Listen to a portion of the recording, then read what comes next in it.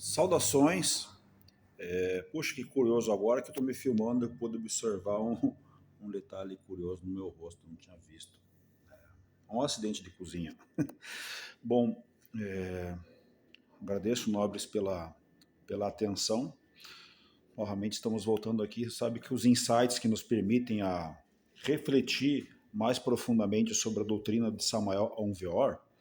Assim, novo cenário, tem uma nova cidade, vai ser tudo mais tranquilo, mais simples, mais difícil no começo, mas nada que, como diz o ditado comum, e com uma certa assertividade, o que vale a pena realmente é mais custoso.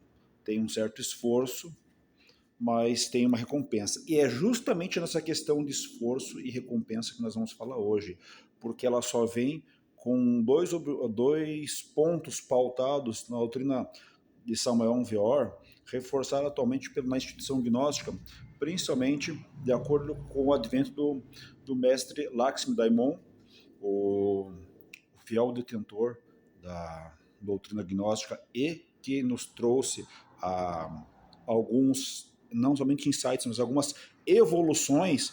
Ele dissecou melhor a doutrina de Samael Weor, que uma vez que ele entregava tudo de modo sintético, muitas pessoas entendiam en passant e não se detinham, e ele sempre pediu nas obras: estudem minhas obras. Os bárbaros desse século XX não a entenderão. Os homens do futuro, que serão as sementes para uma nova humanidade, para uma nova época, irão compreender. Sendo assim, o que ocorre?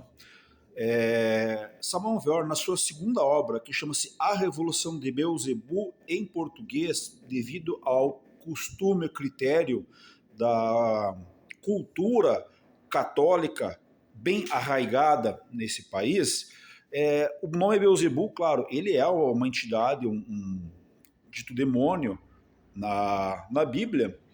Então não se usa falar o nome Beelzebub abertamente para não chocar, escandalizar as pessoas e para que não as impeça de tomar contato com a obra. Somente aquelas pessoas que buscam, talvez por interesse em ocultismo, magia negra, coisas do gênero, para a satisfação de suas próprias paixões, ou uma curiosidade mórbida, tem interesse nessas obras, sendo que a Revolução de Beelzebub, por ser a segunda obra escrita, entregue por Samael Weor, que à época ainda detinha a envergadura esotérica de Hierofante Aun Weor, ele não era o mestre Samael, como nós o conhecemos hoje, advento que só veio na data que é conhecida como Natal Gnóstico, no dia 27 de outubro de 1954, ou seja, praticamente 5 anos após ele ter entregue a sua primeira obra, que é o Matrimônio Perfeito de Kinder, ou o Matrimônio Perfeito Fundamental, o Matrimônio Perfeito para o Principiante. Kinder, ainda que esse termo ainda é usado nos países de língua hispânica, pelo menos aqui na região Colômbia, Venezuela, Kinder vem de Kindergarten, do alemão, que é jardim de infância, jardim para os pequenos. Então, um matrimônio perfeito para os iniciantes pequenos, sabe? Com aqueles que nós que não conhecemos nada da doutrina, estamos vindo a conhecer. E, assim, nessa obra, Samael Weor postula, ele entrega tudo o que é necessário para a pessoa despertar a consciência e revolucionar-se a si mesma. Diferente do que dizem muitos religiosos, que o homem não pode se auto-justificar e conseguir sua própria salvação, que só o Cristo Jesus Cristo pode salvar a pessoa. Isso é uma ideia um tanto idólatra, que foi inculcada pela Igreja Católica para fundamentar a sua instituição religiosa, sua instituição teocrática. Mas ela é uma instituição teocrática humana. Ela não mostra com evidências, como digamos assim, milagres, ou mesmo ensinando as pessoas práticas objetivas para que ela possa rapidamente notar que aquilo que ela está recebendo ensinamento é factível, é autêntico, não somente tem uma crença que ela tem que se apegar emocionalmente, uma razão intelectual, que ela tem que aceitar, e se não aceitar, ela é excomungada da comunidade. E isso numa época em que as pessoas dependiam muito umas das outras, de se dependerem, por exemplo, se eu não tenho uma comunidade em que eu possa me proteger de pessoas que sejam de outras regiões, de salteadores, eu não tenho um terreno próprio que eu possa cultivar sozinho, eu preciso de uma subsistência básica de bens, então eu ficar ostracizado, ficar isolado é muito prejudicial. Então isso foi justamente esse medo inculcado pela igreja que deu a ideia de que nós não temos que fazer nada a não ser aceitar uma salvação externa. Samuel Weir, então, nessa obra, vai explicar os queijos, porquês que é necessário que o ser humano, a pessoa realmente disposta, se entregue a praticar esses exercícios esotéricos que ele entrega nessa obra. Em todas as obras ele entrega alguma chave esotérica para a pessoa poder participar, seja por meio de uma reflexão, por meio de alguma espécie de prática física esotérica, desde um pranayama simples, né, que é aquela alternação de respiração pelas narinas, conforme eu já ensinei aqui no canal lá nos meus primeiros vídeos, pranayama egípcio. Então, nessa obra ele coloca esses pontos. Porém, a sua segunda obra já chama-se A Revolução de Beelzebub. E por que ele começa falando da Revolução de Beelzebub? Porque aquilo que ele entrega na primeira obra, O Matrimônio Perfeito, ele vai aplicar isso. Elas são obras que podem ser cada uma lida em separado. Não é necessariamente uma sequência de obras. Cada obra é isolada em si mesma. Uma única obra, Samuel Weir diz, que das que ele entrega, é capaz de revolucionar a pessoa de modo que ela não necessita de mais nada. Uma única obra dele, que seja levada a sério, seja praticada. Porém, ele tem que, como a nossa dureza de coração, como diz na linguagem religiosa, na linguagem bíblica, é grande, a nossa capacidade de entendimento é limitada e nós temos um apego à nossa personalidade, um apego ao jeito das coisas como nós aprendemos, e nós não conseguimos nos desvincular e nos dedicar pelo menos a praticar um tempo, qualquer prática que ele propõe, que ele ensina, para que seja praticada. E posso dar testemunho de que qualquer prática que se pratica, como por exemplo a chave sol, o observador observado, que se pratique pelo menos rigorosamente num dia, numa semana, num mês, se observa que alguma coisa vai acontecer e por mais que continue se praticando da mesma forma, por dias, semanas, meses e nada aconteça, é uma prova de paciência, porque isso, como disse Samuel Weir, é um teste para a consciência nos níveis, nas dimensões superiores da natureza. Mas sem me divagar muito do assunto, principalmente o que ele traz na Revolução de Beelzebub e no Matrimônio Perfeito, que são suas duas primeiras obras, nas demais ele desenvolve. Que nós necessitamos despertar e que o ser humano veio como um construto, uma criação, nós passamos pela transmigração das almas, uma evolução de organismos que vem desde o reino mineral, passa pelo vegetal, chega no reino animal e é aqui que ele para, porque no máximo do reino animal é a condição humana. A condição humana é o topo, é o ápice do que se pode alcançar no desenvolvimento dentro da transmigração das almas nesse planeta. Mas esse é o ponto principal, porque nesse momento esse ser humano, essa pessoa humana que chegou no máximo da evolução, ele não consegue mais evoluir, é o ponto máximo dali, ele estanca, fica num platô por um período, depois, se não revolucionar essa consciência e transformar, transmutar esse organismo em algo superior, que daí vem os distintos mistérios dos alquimistas, a terra filosofal, da transmutação do chumbo em ouro, toda essa linguagem alquímica que todos os estudantes esoteristas que são sérios, dedicados e buscam praticar, conseguem perceber que sim, ela transmuta, transforma a pessoa não só no seu pensamento, no seu sentimento, mas é algo muito profundo, que a pessoa que era rancorosa, ela consegue perceber que ela tem sido perdido tempo e energia, que é o que é mais importante, nossa própria energia. Nossa energia, a energia é matéria, a matéria é energia estabilizada. A matéria em movimento é energia. O que nos faz movimentar a matéria é a própria energia, que é a própria matéria, porém é a energia em potencial. Então, Samuel Weir nos propõe o quê? Três fatores de revolução da consciência. Despertar da consciência por meio da morte mística, da morte psicológica. Observarmos a nós mesmos com as chaves que são passadas desde uma primeira câmara, que é justamente a chave da autoobservação, do observador observado. Quando penso, quem pensa? Quem sou? O que faço? por que faço? E onde estou? Então, quem sou, o que faço e onde estou. Se nós nos localizarmos nisso, localizar já deve ver com o lugar, né? Ou seja, esse umbral, que seja o que nós temos aqui, nosso pensamento, sentimento, eu evoco assim para facilitar a compreensão, mas não necessariamente o pensamento não está somente no centro intelectual, senão também no centro emocional, que tem mais complexo,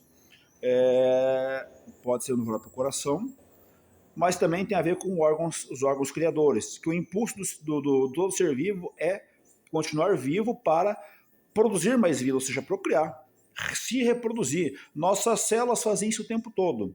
Então, natural que nós queremos fazer isso também. Porém, no caso do ser humano, ele necessita do quê? De uma companheira. No caso do homem, de um companheiro, no caso de uma mulher.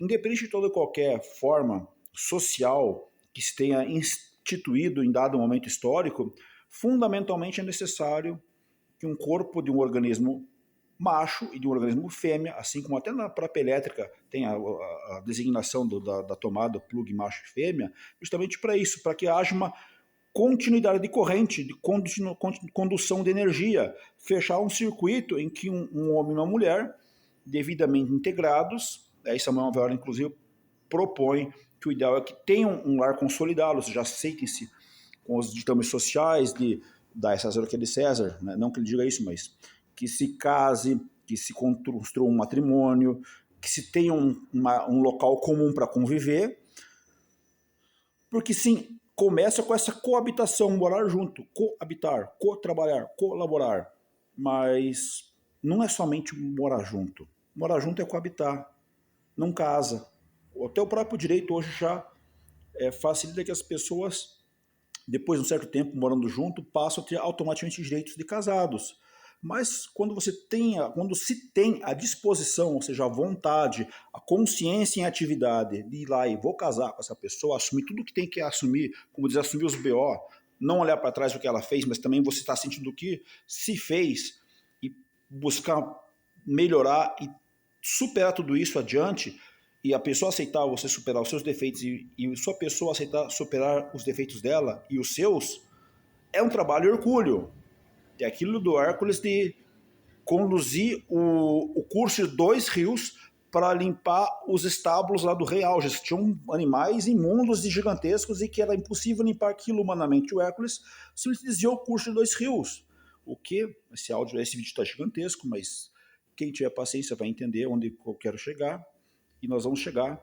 E Hércules fez esse desvio que para nós no ensino de primeira câmara é simplesmente conduzir com a prática do pranayama egípcio os canais, os nadis Ida e Pingala, ou Ida e Pingala, para que eles ascendam por meio da coluna vertebral, mas são canais que não são visíveis fisicamente, são canais etéricos ou semi-etéricos, como diz Samuel Weor, que eles conduzem, eles induzem a energia bioeletromagnética do nosso organismo até da base da nossa coluna até o cérebro, e essa energia constantemente sendo trabalhada, sendo conduzida para cima. Esses 2 rios, eles levam até a limpeza desses estábulos, que são a nossa coluna vertebral, que detém todos os nossos karmas, todos os nossos defeitos, tudo que nós fizemos de errado ao longo de nossas várias existências. Para quem entende que há outras existências além dessa mesma, tudo bem. Para aqueles que não, sinto muito. Se puderem entender, para fazer a prática, mesmo sem acreditar, experimentem talvez algo se lhes apareça, algo se lhes mostre e possa se entender que não precisa se acreditar que haja uma vida interior, mas que nós temos defeitos psicológicos e que esses defeitos podem, mediante as práticas propostas por Samuel Weor e até a práticas a mais propostas por Lakshmi Daimon, esses veneráveis mestres mostraram, e para qualquer um que se dispõe a fazer, na prática, que esse desviar dos 2 rios para limpar esses estábulos nos conduz a uma iluminação, né? Aí diz que os estábulos ficavam brilhando, limpos, né? Refulgentes. Essas designações, essas explicações, adjetivos que são colocados para quem lê a obra dos trabalhos de Hércules, que ele faz essas coisas. Tem os trabalhos de Hércules, é uma obra à parte, mas tem a Ilíada, a Odisseia e a Eneida, né, que é a famosa tríade da história dos mitos gregos, né? E inclusive, Samuel Weor fala que essas obras, inclusive essas três obras, essas duas obras de Homero e a Eneida não é de Homero, mas ela é de, eu não sei se do próprio Enéas, mas essas três obras fazem essa, assim, narrativa do início, a Bíblia grega.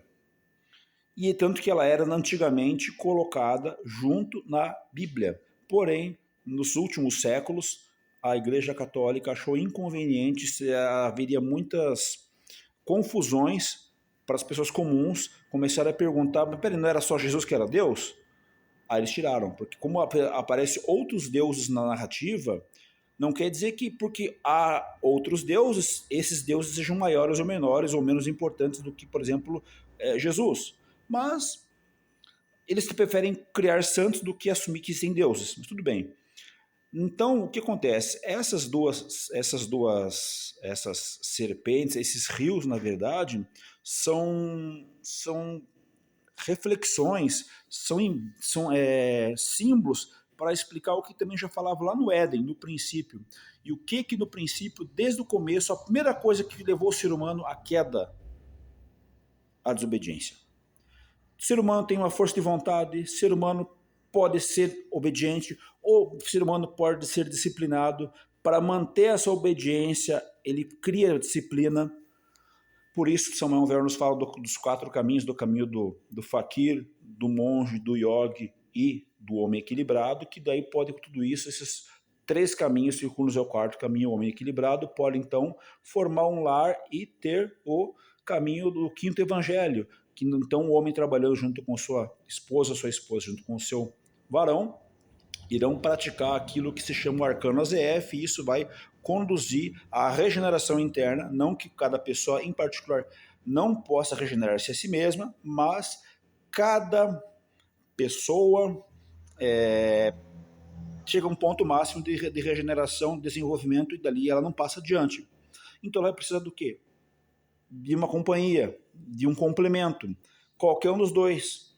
E ainda que se diga que a mulher tem mais desenvolvimento espiritual latente do que o homem, fisicamente ambos dependem um do outro para complementar esse andrógeno divino, como era o homem assim no início. Talvez isso tenha sido uma representação simbólica de que o casal, o andrógeno, o Elohim, né, no caso, ou Elohim, que são esse coro de seres andrógenos, coro de casais, fundamentalmente são essas pessoas que trabalham em prol da obra de Deus.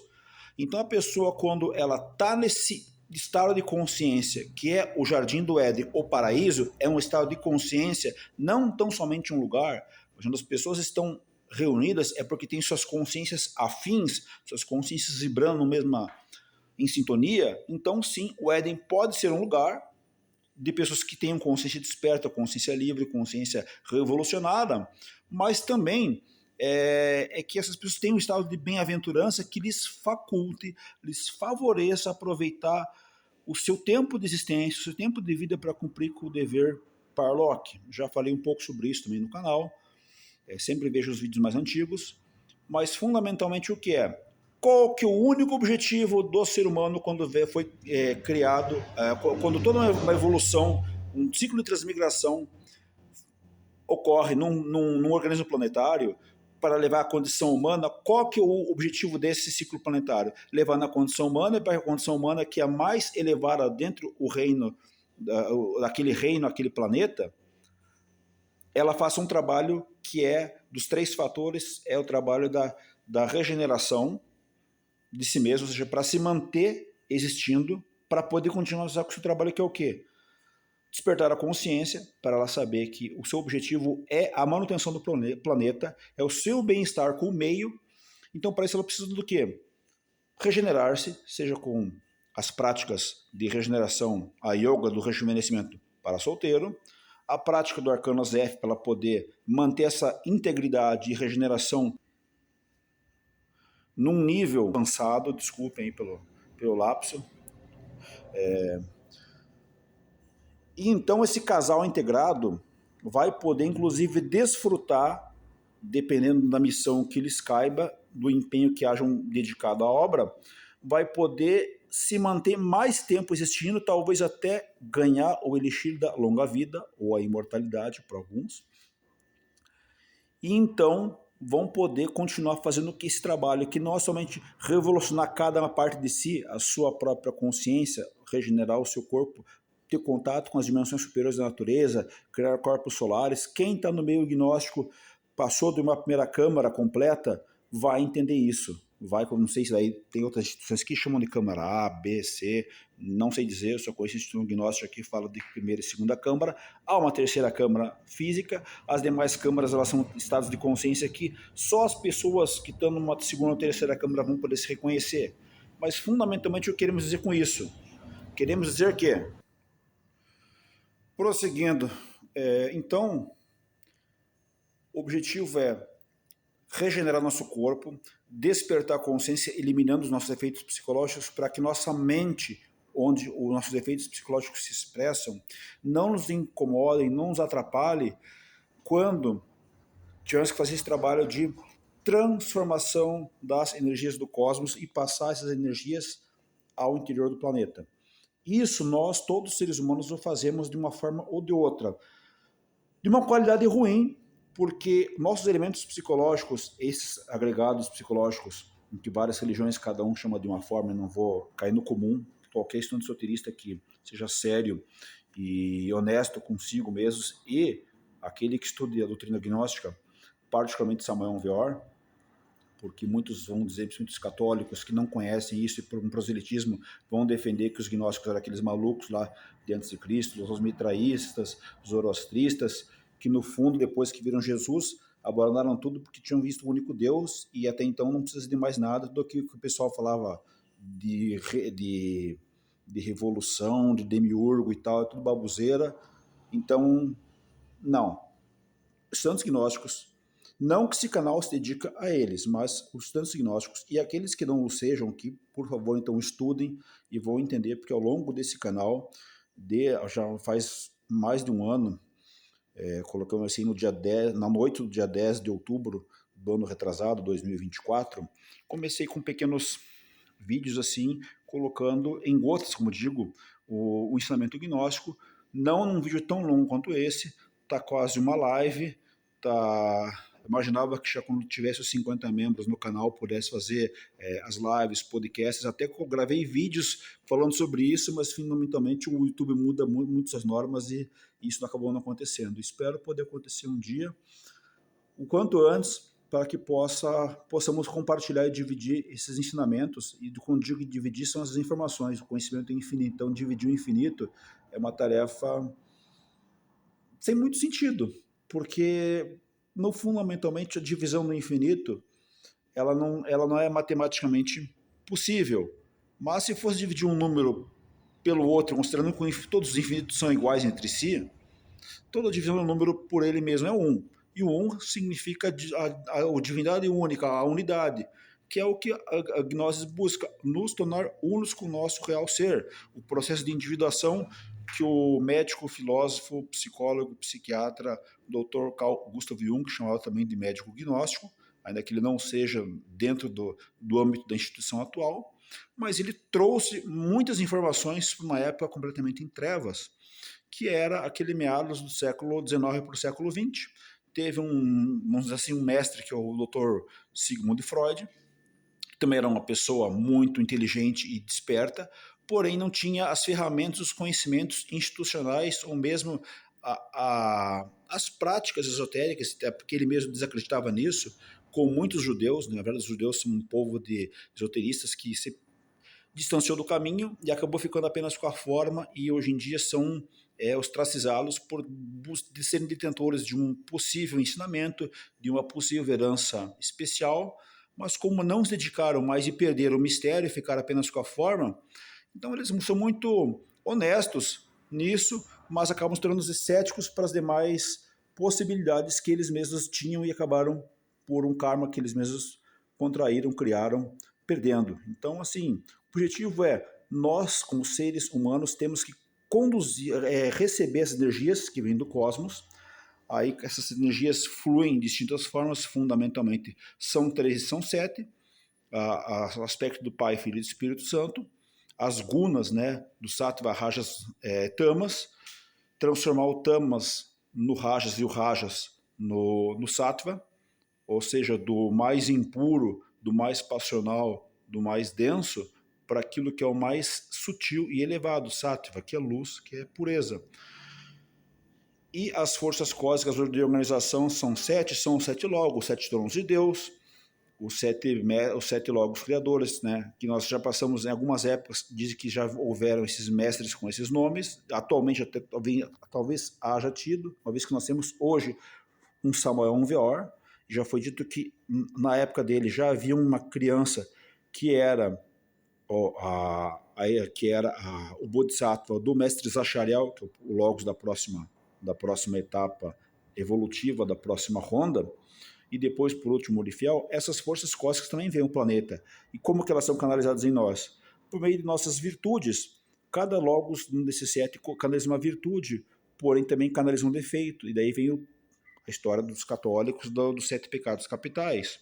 Então, assim, nós temos que eliminar tudo o que nos impede, que seria essa névoa que fica por cima da nossa cabeça, esses elementos psicológicos que conspurcam a pureza do nosso coração, que é extremamente sensível. Essa energia não passa completa.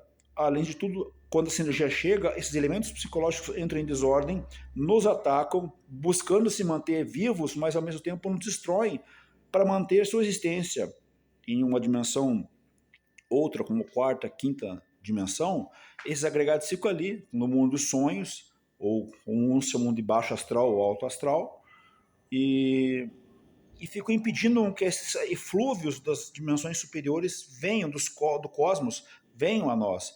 Que nós, os outros corpos celestes, os outros planetas do sistema solar, os outros planetas da nossa região de estrelas, da nossa Pleiade, da nossa galáxia, venham e se integrem corretamente conosco, porque nós estamos o quê? Presos com esses elementos psicológicos que ficam ao nosso caminho. Então, isso impede que a energia flua livremente por nós e possa ir fazer o que ela deve fazer no núcleo do planeta, que é o que? Alimentar esse planeta, alimentar esse corpo celeste, o planeta Terra, para que ele siga existindo e cumprindo com o seu papel de criar rondas planetárias de desenvolvimento sob a direção de vários mestres chamados Devas, para cada grupo de seres vivos de determinadas categorias, de acordo com o seu karma, os seus méritos, o seu destino, dentro da lei de transmigração das almas, nesse vale do Samsara, para que então essas essências se desenvolvam até o ponto máximo que tem que se desenvolver, chegando à condição humana,